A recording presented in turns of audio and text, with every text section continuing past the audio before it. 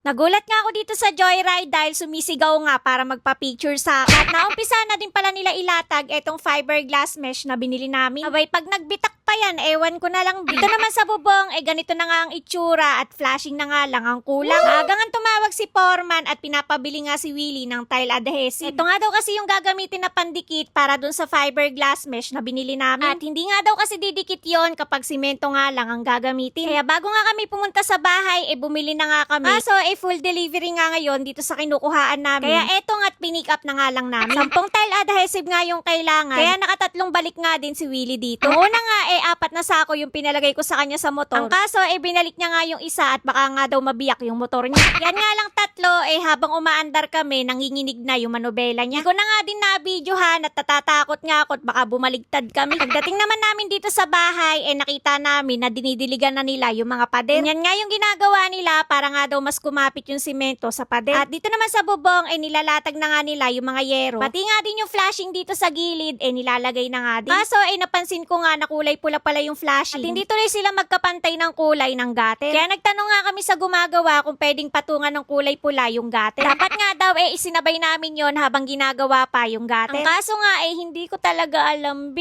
Kaya ngayon hindi ko tuloy alam kung papapinturahan ba namin yung gutter o papalitan din ba ng stainless yung flashing. At kung papalitan man yan baka saka na nga lang. Ito naman sa firewall sinisimulan na nga nilang ikabit yung fiberglass mesh. At umakyat na nga din si Foreman dyan para nga ituro kung paano ilalagay itong mesh. Nung una nga akala namin ipapalaman yung mesh sa loob ng simento. Kaya nagtataka nga kami kung bakit nilalatag na nila. Yun pala ilalatag na nila yan at yung tile adhesive ang gagamitin na pandikit. At ganito nga yung itsura niyan kapag ka nailatag na. Yung mga nasa gitna yun nga yung adhesive. At yun lang talaga yung ginamit na pandikit para kumapit tong fiberglass mesh. Sabi nga namin parang medyo lukot. At uunat pa naman daw yan kapag ka napalitadahan na. Habang nanonood nga kami dito sa ginagawa ng mga workers merong sumisigaw na joyride. Abay magpapapicture lang pala at parang nga siyang nakakita ng artista sa sobrang tuwa. Sabi ko nga magtanggal ng helmet. Abay hindi naman daw siya magtatagal at magpapapicture lang. Shoutout nga dito kay Mikey at mukhang may pinagtataguan. Tapos ko nga makipagdaldalan, heto nga't napitikan na nila yung fiberglass mesh. Kailangan nga kasi nilang gawin yan para pumasok sa likod yung simento. At pagbalik naman namin nung hapon, heto nga't na-finish na nila yung unang latag. At yung pangalawa naman pinauna nila para malinis yung pagkakalatag. Medyo naging matrabaho nga lang yung pagkakagawa dito sa firewall dahil dun sa mesh na pinalagay namin. Kaya sana